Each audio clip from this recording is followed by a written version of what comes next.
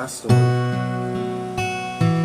আর তাই সিদ্ধান্ত নিয়েছি খাতা কলমে আজকের ক্লাসটা করব। অবশ্য গণিত বিষয়ে এটাই পেজে আমার প্রথম ভিডিও। আজকে আমরা দেখাবো সরকারি নাম। সাধারণত বাজারে অনেক প্রকার বই দেখা যায় যেখানে পাটিগণিতে আসলে বাস্তবে পাটিগণিতে কোনো সূত্র নেই। অল্প কিছু সূত্র আছে বেসিক গণিতে, বাট বীজগণিতে অনেক সূত্র থাকে, পাটিগণিতে কিন্তু কোনো সূত্র থাকে। কিন্তু আমাদের বাজারে যে চাকরি বর্তমানে বইগুলো পাওয়া যাচ্ছে এগুলো বেশিরভাগই বিভিন্ন সূত্র নিজেরা তৈরি করে দিচ্ছে। এখন দেখেন এক শতকরায় কত হাজার হাজার যে হাজার হাজার বলে ভুলাবে এক এক শিক্ষক এক এক বইয়ে এক এক ধরনের সূত্র তৈরি করে দিচ্ছে।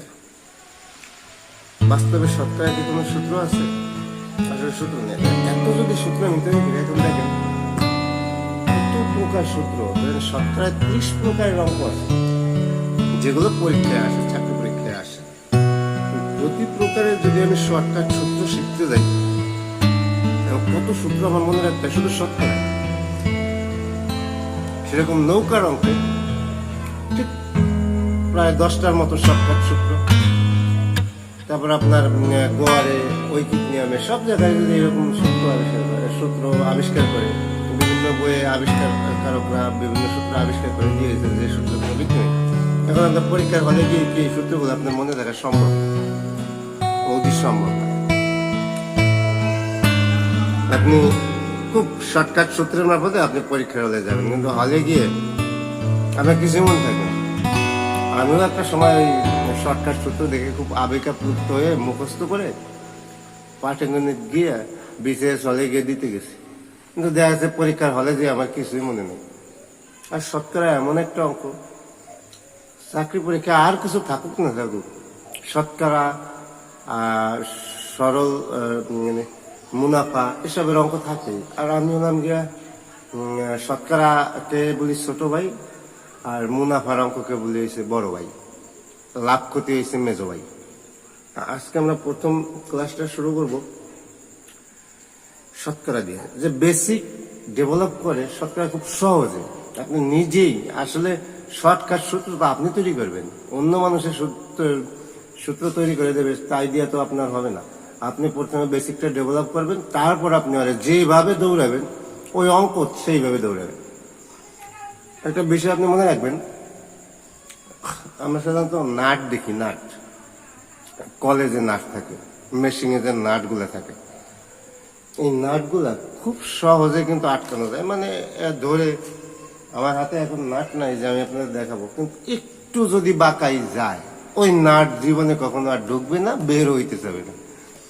অঙ্কের বিষয়টা হচ্ছে এরকম যে আপনি খুব ইজিলি শর্টকাট মুখস্থ করে গেলেন, কিন্তু একটু বেঁধে যাবে। অর্থাৎ আপনি যে শর্টকাট অঙ্কটা করে গেলেন শর্টকাট সূত্রের মারফতে একটু চেঞ্জ করে দিল, তখন আপনার কি হবে? আপনি ওইটা খুলতেও পারবেন না, বাইর করতেও পারবেন না। অর্থাৎ আপনার ওটা বেল্ট, আর ওইটা করতে দিয়ে মাথা ভিতর এমন কট খাবেন, ওই কটে আপনার আরো 10টা অঙ্ক নষ্ট হবে। ঠিক আছে, অন্য অন্য বিষয়ও নষ্ট হবে। একবার অঙ্ক যদি আগে দিয়ে যদি এরকমই করে, তাহলে ইংলিশ তো আপনি ওইখানেই মানে বোল্ট। আচ্ছা, আমরা শুরু করতেছি আজকে একেবারে প্রাথমিক লেভেলের শতকরা দিয়ে আজকে আমরা ক্লাসটা নিচ্ছি। আশা করি প্রতি সপ্তাহে প্রতিদিনই আমরা দুটো করে ভিডিও দেওয়ার চিন্তা করতেছি। আপাতত একটা গণিতের আর একটা ইংলিশের। আমরা যারা পরীক্ষার্থী তারা সাধারণত গণিত এবং ইংলিশের উপরে তাদের এটা বেশি, আর বাদ বাকি তো নিজেরাই পড়া যায়।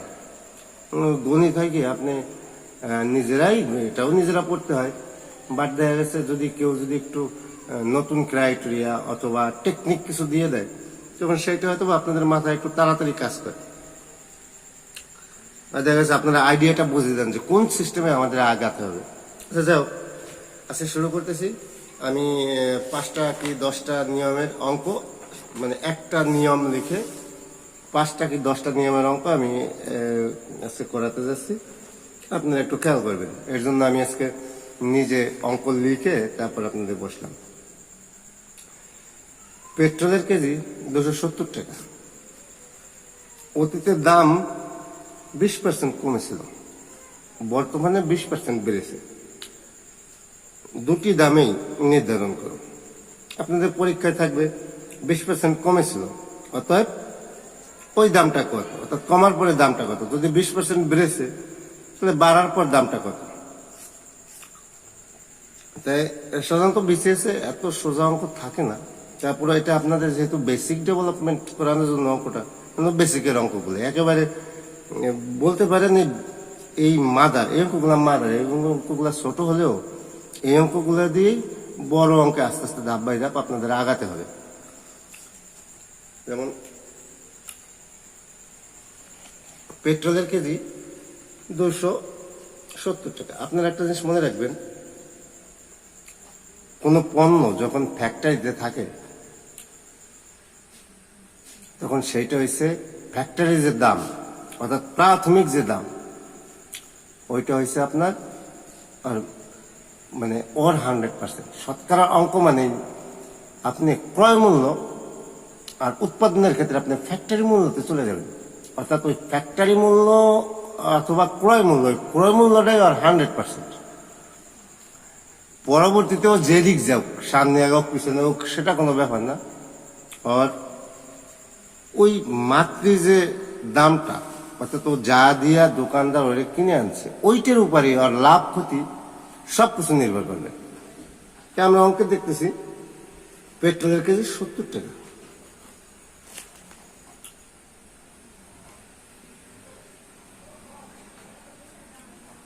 অর্থাৎ পেট্রোলের কেজি 70 টাকা, 270 টাকা।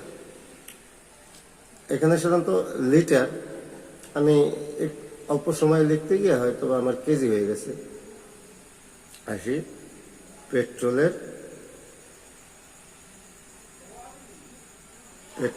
লিটার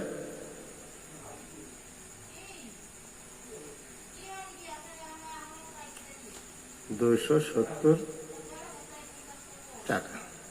এখন আমি অঙ্ক ইচ্ছা করলে খুব অল্প সময়ে 2-1 লাইনের ভিতরে আমি তোমাকে করে দিতে পারি, কিন্তু আমার উদ্দেশ্য আমার করা না, যারা আমার ভিউয়ার্স তাদেরকে বুঝানো, তারা কিভাবে করতে পারে সেই সিস্টেমে আগানো। দেন এই যে 270 টাকা, এই 270 টাকা ওর যে পেট্রোলের মূল্য, অর্থাৎ প্রাথমিক যে মূল্য, কমাক বারুক সেটা হচ্ছে পরে, অর্থাৎ পেট্রোলের মূল্য ওইটাই হয়েছে আমার 100%, সমান সমান এইটা আমি ধরবো 100%। আপনারা এসে এরকম করবেন না, আপনারা ধরবেন, মনে করবেন, সেই মনে করাটা আমি আপনাদের খাতায় দেখাচ্ছি।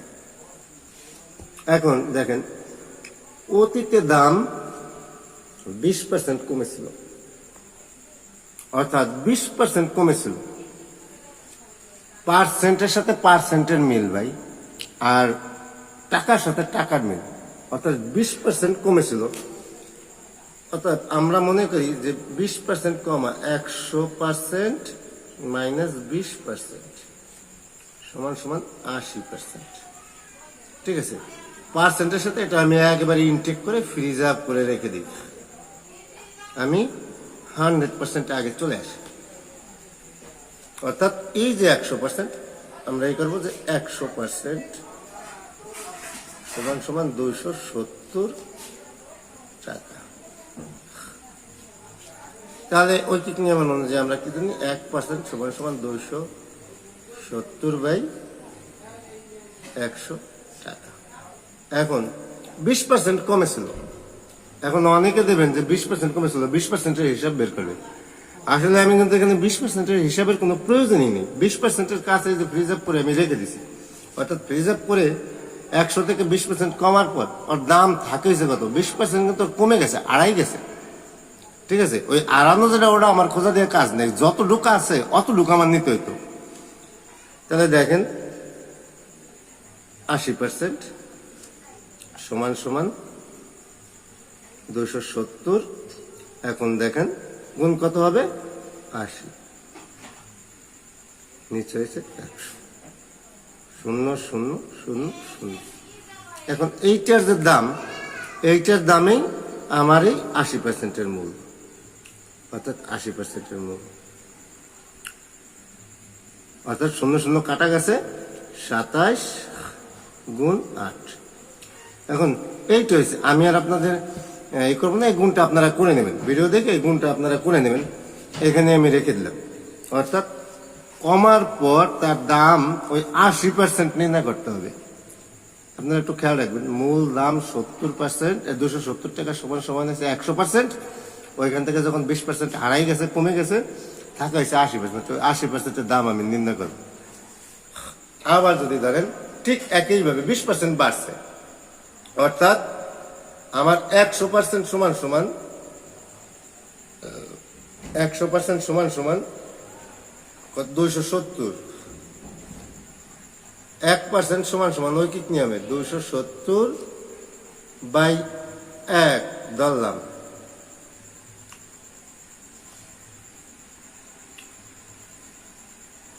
এখন দেখেন,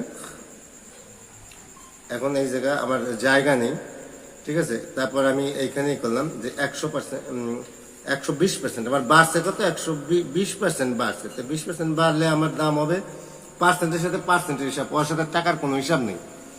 অর্থাৎ 100% 20% বাড়ছে, ওরে ওই 100%-এর সাথে ওরে তুলনা করবো, অর্থাৎ 100%-এর থেকে 20% বাড়ছে, হয়েছে 120%। তাহলে কত হবে ধরেন, এখানে জায়গা নাই, আপনারা আবার ভুল বুঝেন না। 270 গুণ 120 নিচে হয়েছে 100।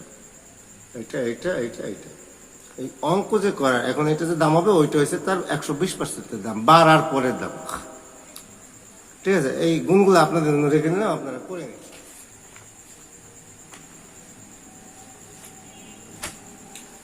এরপরে দেখেন 120 দরে, এ জায়গায় টাকা লেখা হয় না, 120 দরে 10 কেজি মিষ্টি কিনে 10% ভ্যাট দিতে হয়। অর্থাৎ 120 দরে কত টাকা ভ্যাট দিতে হবে, ঠিক আছে। এখন এই জায়গায় একটা জিনিস খেয়াল রাখবেন যে 120 টাকা আমার মিষ্টির কেজি করে দাম, আমার 10 কেজি কিনলাম, মিষ্টি কিনে 10% ভ্যাট দিতে হবে। ভ্যাটের অঙ্কের একটু লেখায় একটু ফাঁক থাকে, যেমন অনেক সময় লেখার উপর নির্ভর করে যে 10% ওই মোট দামের থেকে কাটতেছে না মোট দামের পর 10% ওর সাথে ভ্যাট নেবে, এটা দোকানদারের উপর নির্ভর করে। আমরা অঙ্কে দেখতেছি যে 120 টাকা ভিতরেই আমার 10% যাচ্ছে, ঠিক আছে, ভিতরেই 120 টাকা। তাহলে আমার 120 টাকা 120 সমান সমান 1 কেজি। তাহলে 10 কেজি সমান সমান 10 গুণ 120, ঠিক আছে, অর্থাৎ 1200 টাকা। এখন দেখেন এই যে 1200 টাকা, এই 1200 টাকা হয়েছে আমার 100%, মোট দাম হয়েছে কত, 1200 টাকা। তাহলে ধরেন 100 টাকায় 100% সমান সমান হয়েছে 1200, অর্থাৎ 100% হয়েছে আমার 1200, 1% সমান সমান 1200/100। তাহলে 10% সমান সমান কত, 1200 গুণ 10/100। এখন দেখেন 0 0 0 0, এ থাকবে হচ্ছে আমার 120 টাকা আমার ভ্যাট। আবার এই 120 আর এই 120 মিলাই ফেলায় না, ঠিক আছে। অর্থাৎ এই জায়গায় আমার ভ্যাট দিছি 10%, কতর উপর ভ্যাট দিছি, 10% তো বুঝলাম, কিন্তু কতর উপর ভ্যাট দিছি দেখেন। যখন আমার 1200 টাকা টোটাল যে দাম, মূল যে দাম আমার, ওই দামটা হয়েছে কত আমার 100%, টোটাল দাম আসছে, তখন ওই 100% সমান সমান 1200, এটার সাথে 10%-এর তুলনা হবে,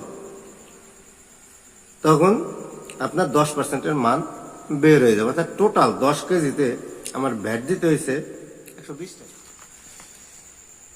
আমি আপনাদের একটা অনুপাতের, শতকরা এবং অনুপাত মিশিয়ে যে অঙ্কগুলো থাকে, সে অনুপাতের একটা অঙ্কর সামান্য একটু ধারণা দিচ্ছি। পরবর্তী ক্লাসে আপার লেভেলের অঙ্কগুলা আপনাদের নিয়ে আসবো আপনাদের সামনে। যেমন দেখেন, কাকলির আয় ব্যয়ের অনুপাত 3/5 হলে লাভ বা ক্ষতির হার কত?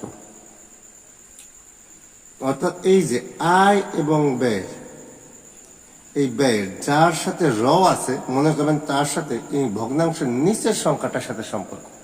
অর্থাৎ যার সাথে র আছে, ব্যয়ের র আছে, এর সাথে এই যে নিচের সংখ্যাটার সাথে সম্পর্ক। অর্থাৎ আয় হবে 3, ব্যয় হবে 5।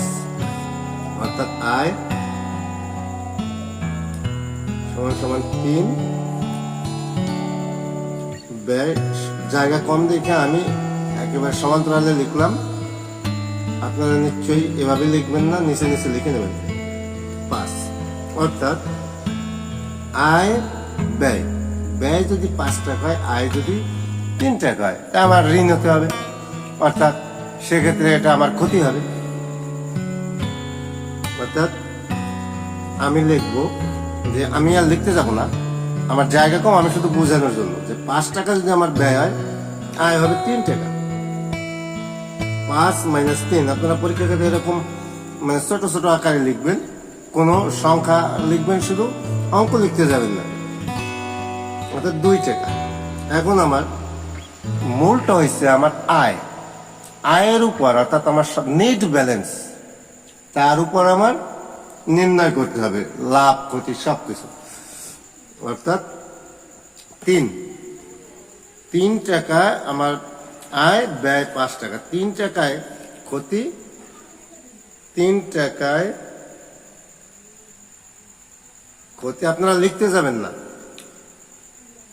2 টাকা, 1 টাকায় ক্ষতি, 2/3, তাহলে 100 টাকায় ক্ষতি কত? 100 টাকায় ক্ষতি কত?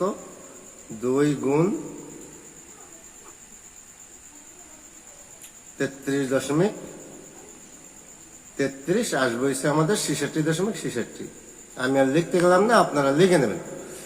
অর্থাৎ একটু এই জিনিসটুকু খালি আমাদের খেয়াল রাখবেন যে এই অঙ্কগুলায় আয় ব্যয়ের যে অনুপাত থাকবে, যে কোনো অনুপাতের অঙ্কে, শুধু আয় ব্যয় না, এই র যার সাথে থাকবে তার সাথে নিচের সংখ্যাটা হচ্ছে সে। অর্থাৎ ব্যয়ের সাথে র আছে, অর্থাৎ ব্যয় হবে 5।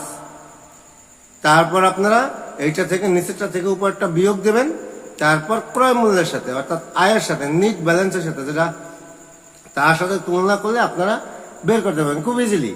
আপনারা পরীক্ষার খাতা ওইভাবে করবেন না, পরীক্ষার খাতা আমি দেখাচ্ছি আমি কিভাবে করি। যে 5 টাকায় আয়, যেহেতু আমি জানি ব্যয়ের সাথে র আছে, নিচেরটা 3, নিচেরটা 5, ব্যয় নিচের 5 টাকা, এটা থেকে মনে মনে গুণ দিয়ে দিই 2 টাকা। অর্থাৎ আমার ধরতে হবে 2 টাকা হবে 5-এ, 3 টাকা আয়ের সাথে 3-এ, আয় হয়েছে মানে ক্ষতি 2, 1-এ ক্ষতি, 2/3, 100-তে ক্ষতি। আমি এইভাবে 100 দিয়ে এইভাবে ধরেন, আমি শুধু এটা করি।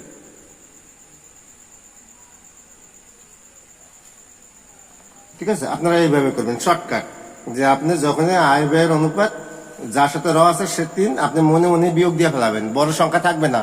অনুপাতের অঙ্কে বড় সংখ্যা থাকে না, আপনারা মনে রাখবেন। ঠিক আছে, শতকরা অনুপাতের অঙ্কে বড় সংখ্যা থাকবেই না, কখনো দেখা যায়নি এখনো। 5-এ 3, অর্থাৎ 5 টাকায় 3 টাকা তার নেট ব্যালেন্স, 5 টাকা খরচ করে ফেলছে, ক্ষতি হয়েছে তার 2 টাকা। অর্থাৎ 3 টাকা আয়ের হিসাবে যাবে। 3 টাকায় ক্ষতি 2, 1 টাকায় কত? 100-তে কত? 66.66। আপনারা ইজিলি পারবেন। এই জায়গায় আরেকটা অঙ্ক দেখেন, রাসেল পরীক্ষায় 1000 নম্বরের মধ্যে 600 পেল, তার শতকরা নম্বর কত? কথা হয়েছে যে 1000-এ 600 পেয়েছে, 100 আসলো করতে, এটা কথা থাকে। ঠিক আছে, আমরা এইভাবে চিন্তা করতে হবে যে 1000-এ পাইছে হয়েছে 600। ঠিক আছে, এগুলো একেবারে মানে প্রারম্ভিক লেভেলের অঙ্ক করাচ্ছি, যারা পারেন তাদের হয়তো হাসি আসতে পারে, আর যারা না পারেন তাদের কাছে এই ক্লাসগুলোই হয়তো অনেক কিছু। দেখেন 1000-এ পাইছে হয়েছে, আমি টান দিয়ে দিলাম 600, একে আসলো 600/1000, 100-তে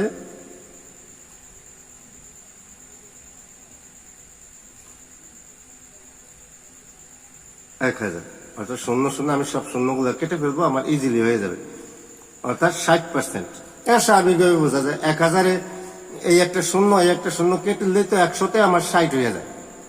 আমি কিন্তু এইগুলো করি না, যে রাসেল পরীক্ষায় অর্থাৎ যখনই অতিরিক্ত শূন্য থাকে তখন আমি এই শূন্যটা এইভাবে কেটে দিই, এই শূন্যটা কেটে দিই, কেটে দিয়ে 100-তে 60, 1000-এ যদি 600 হয় 100-তে 60, আমি এইভাবে নির্ণয় করে দিই। বেসিক ডেভেলপ হইলে যখন আপনারা এখনই আমার মতন করতে যাবেন না, যখন আপনারা বেসিক ডেভেলপ করবেন তখন আপনাদের এইভাবে যে অঙ্কে প্রশ্নের খাতে এইভাবে কেটে আপনারা নির্ণয় করে ফেলবেন, আপনারা সমাধানে যেতে হবে না। এই যে আয় ব্যয়ের দেখেন আরেকটা অনুপাত, রবির মাসিক আয় ব্যয়, এই জায়গায় দেখেন এটা ওইটা ছিল ক্ষতি লস, এইটা এসে লাভ। রবির মাসিক আয় ব্যয়ের অনুপাত 5:4, অর্থাৎ দেখেন তার ব্যয় হয়েছে ব্যয়ের র, অর্থাৎ শেষেরটা। আমার এটা যদি এইভাবে থাকে, এর আগের অঙ্কে আমাদের এইভাবে ছিল 5/4, ঠিক আছে, 5/4, অর্থাৎ নিচে আমরা সরাসরি ব্যয় নির্ণয় করতে পারছি, এখানে লম্বালম্বি ভাবে আছে তো বুঝতে একটু সমস্যা হতে পারে। র অর্থাৎ ব্যয়ের যেটা সেটা শেষে, সেটা এটা শেষেরটা শেষের সাথে, ঠিক আছে। তাহলে 5 টাকায় কত হয়েছে আমি করে ফেলবো, যেটা বড় সেটা এইটা বিয়োগ করে ফেলবো। 5-এ 5 বিয়োগ 4 সমান 1, অর্থাৎ তার নেট ব্যালেন্স ছিল আয় মূল 5-এ, তার লাভ হয়েছে 1 টাকা, 1-এ লাভ 1/5 টাকা, 100-তে লাভ 100/5। আমি তাড়াতাড়ি করে আপনাদের দেখাচ্ছি, এর জন্য আমার মানে যেভাবে হাতে লেখা না বুঝলে আপনারা জানাবেন কমেন্টসে। অর্থাৎ 5 × 100 তার 20%, অর্থাৎ তার 20%। তিনি যদি 100 টাকা আয় করতেন তাহলে তার লাভ হইতো ব্যয়ের পর 20 টাকা। আপনারা এই অঙ্কগুলো এইভাবে করবেন যে 5/4, মানে এইটা আপনারা মনে মনে নির্ণয় করেন। 5/4 এটা তো আপনারা বড় সবচেয়ে ছোট মানে বিয়োগ। এখন 5 টাকায় আপনারা এইভাবে শুরুতে 5 টাকায় লাভ 1 টাকা, 5-এ লাভ 1, 1-এ লাভ 1/5, 100-তে লাভ 1 গুণ 100/5। চটাস করে 2 সেকেন্ড অঙ্ক নির্ণয় করে ফেলবেন। দেখেন একটা অঙ্ক আছে, কোন সংখ্যার 60%-এর সঙ্গে 60 বিয়োগ করলে বিয়োগফল 60 হবে। এই যে কোন সংখ্যার আছে, আমি এখানে একটা হর্ষান্ত লাগাই দিলাম, অর্থাৎ কোন সংখ্যার 60%-এর সঙ্গে 60 বিয়োগ করলে বিয়োগফল 60 হবে। আমি যেহেতু জানি না, আমরা আমাদের অঙ্ক মেলানোর প্রধান উপায় কি, কোনো কিছু দেওয়া না থাকলে আমরা এক্স ধরি, এক্স অথবা আমরা ক ধরি। আমরা পরীক্ষার খাতাতে আমরা এত বড় খাতা পাবো না, আমাদের মাথাকেই খাতা বানাইতে হবে। শুধু আমরা সমীকরণটা লেখার জন্য প্রশ্নের সাইডে হালকা একটু জায়গা পেতে পারি। এখন ধরেন ওই জায়গায় আমরা অঙ্ক দেখে সমীকরণ লিখে ফেলবো। এক্স এর ধরেন কোন সংখ্যার, মানে এক্স সংখ্যার ধরেন এক্স এর 60% এর সঙ্গে 60 বিয়োগ করব, তাহলে হবে হয়েছে আপনার 60। দেখেন, বা এক্স এর 60% সমান 60, এই 60 এই পেশে গেলে যোগ হয়ে যাবে 60 সমান 120। বা এই যে এক্স 60x এর যেহেতু এর মানক গুণ, এর আর গুণ একই, কিন্তু এর কাজ গুণ থেকে আগে হয়, স্পিডই বেশি, এর নিচে আনলাম। কোন সংখ্যার সাথে যদি এই যে দেখেন 60%, অর্থাৎ যার সঙ্গে আমার পার্সেন্ট থাকবে আমার সব সময় ধরে নিতে হবে তার সাথে আমার 100 আছে, তার নিচে আমার 100 আছে, অর্থাৎ 60% আমার ধরে নিতে হবে 60-এর নিচে 100 আছে, অর্থাৎ এই 60 গুণ এক্স আর এটার নিচে 60-এর নিচে তো 100 আছেই, সমান 120। এখন আমি এইটা কাটলাম, ঠিক আছে। এই জায়গায় 3 দুগুণ 6, 5 দুগুণ 10। বা আমি এই ধরনের অঙ্কগুলা এই যে ধরেন এই পেশে সরাসরি গুণ করে ফেলবো না, এটা তাড়াতাড়ি অঙ্ক করার, বড় ভাগ আসলে আপনি সেটা করতে একটু সময় লাগে, ছোট ভাগ আসলে করতে একটু সময় কম লাগবে। এই যে দেখেন 3x আসলো, এইখানে 120 আসলো, আপনার আসলো 5, বা x সমান 120 গুণ 5, এইখানে নিচে আনবেন। এখন দেখেন এই দুটো যদি আমি গুণ করে ফেলতাম, আমার গুণ করার ফলে এক্সট্রা একটা হিসাব করা লাগতো, তারপরে সংখ্যাটাও বড় হয়ে যেত, 3 দিয়ে ভাগ করতে একটু ঝামেলা হতো। তার সাথে এখানে 3 12 থাকে 40। এখন আপনি এটা নির্ণয় করে ফেলেন, অর্থাৎ 200। আপনি সবসময় এই অঙ্কগুলো খেয়াল রাখবেন যে কোন সংখ্যার যখনই দেওয়া থাকবে তখন এক্স এইখান থেকে কোন সংখ্যা এইটারই এক্স ধরা শুরু করবেন। অর্থাৎ আপনি এইভাবে নির্ণয় করে পাবেন এক্স এর 60% এর সঙ্গে 60 বিয়োগ, অর্থাৎ 60 বিয়োগ করে দেবেন। এক্স এর 60% এর সঙ্গে 60 বিয়োগ সমান সমান হবে 60। ঠিক একইভাবে আমার এই যে একটা অঙ্ক আছে, একটি সংখ্যার 12% নিলে 96 হয়। এই একটি সংখ্যা তো আমরা জানি না, ঠিক আছে, না জানা সংখ্যাটাই নির্ণয় করতে কইছে।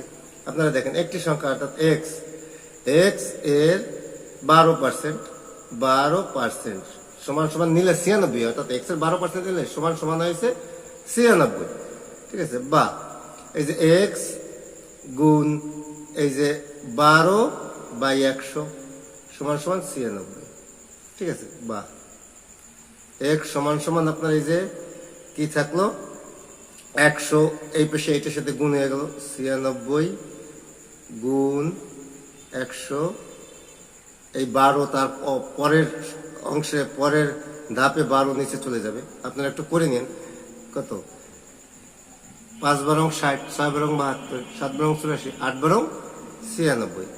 আমি আপনাদের বোঝার সুবিধাতে গুণ করে দেখালাম। আপনারা এখানে 8 গুণ 100 800, অর্থাৎ খুব ইজিলি আপনারা, এখন তো আমি আপনাদের করানোর জন্য সময় নিচ্ছি, আসলে এটা সময় লাগার কথা না।